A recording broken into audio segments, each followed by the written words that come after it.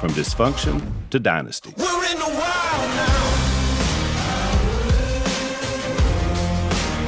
We're in the wild. What's one little small thing that you do that can annoy each other? Oh, Annoys each other? Yes, sir. I'll go first. Miss Kay doesn't get on my nerves.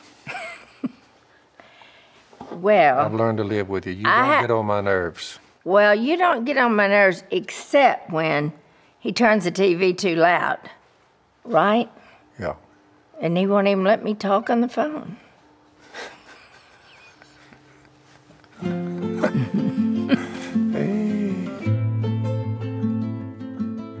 Miss Kay claims the first time she ever laid her eyes on me, it was at the high school where we attended. I was 1 year ahead of her.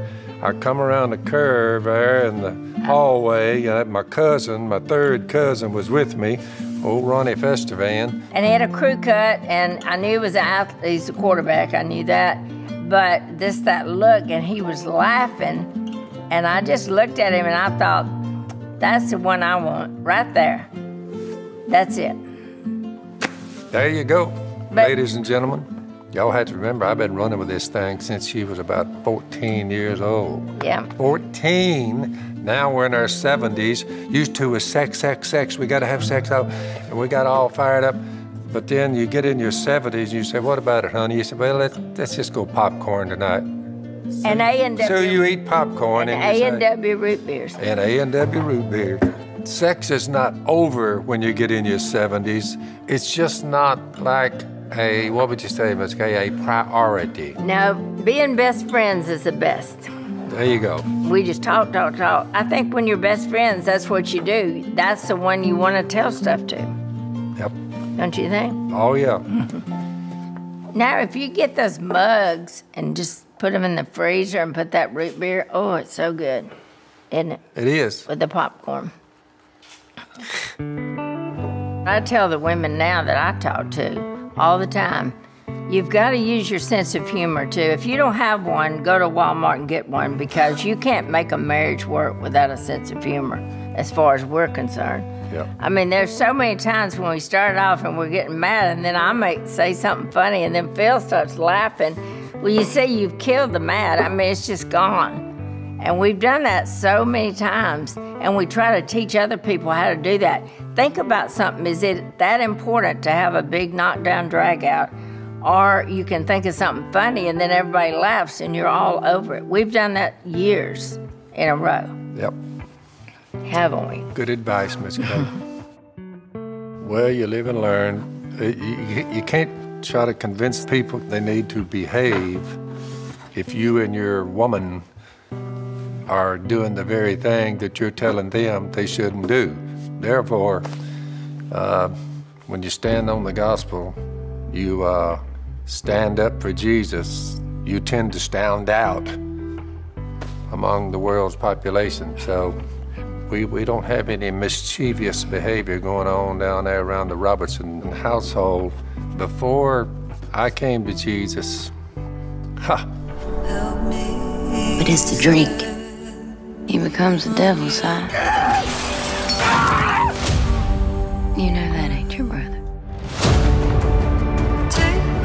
Why you bringing a preacher man around here? I heard you might be needing one. We're fine. I don't think we are, Phil. I ain't the problem. You're the problem.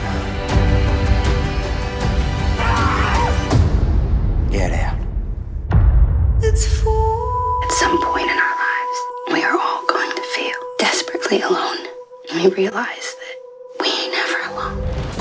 so now Amen to that. I have put into practice love, joy, peace, patience, kindness, goodness, faithfulness, gentleness, self-control.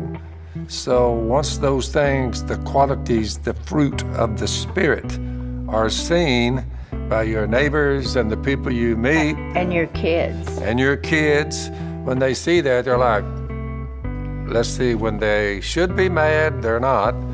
when there could be war, there's peace. If instead of out of control, they exercise self-control. And now I'm in my 70s. I get it now. Love God, love your neighbor. And here we are with the woman I've been running with since she was 15, 14. Yep. Okay, you're a good woman. I'm glad I run up on you. I'm glad I had a lot of patience. My grandmother taught me that. When I was a little girl, I stayed with my grandmother because we had a grocery store, and we would sit in the swing, and my grandmother would be shelling peas or shucking corn. And she told me one thing that I'll never forget. You're only gonna marry one time, and you don't even pretend like you know about the word divorce because you're with him. So you better choose wisely, is what she told me. And she said, because you'll have to fight for your marriage. And I was like, what would I have to fight for? She said, because Satan's gonna come after it, just like he does everything. And she said, but you have to fight, and you have to say to him, nope, I vowed to God to take him forever, and I will. And that's exactly what happened. And Satan did come in. Within a year of us being together, he made his presence known. And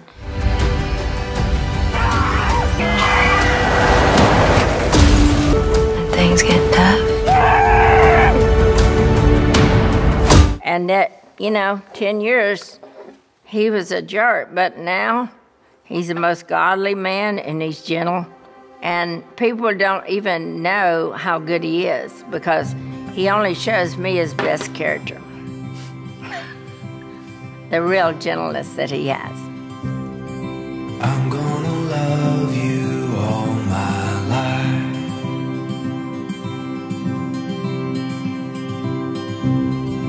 I'm gonna love you all my life.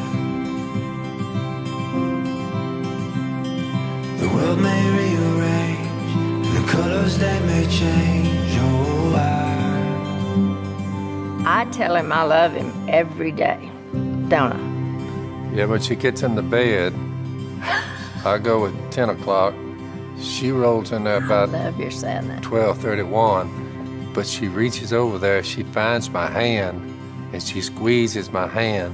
And you squeeze it back. Then I squeeze her back, and then Right. And it's under a pillow. Because every night. Yep. I think that's really cute, too, that he thought of that. I thought of it, and he joined me. I'm gonna love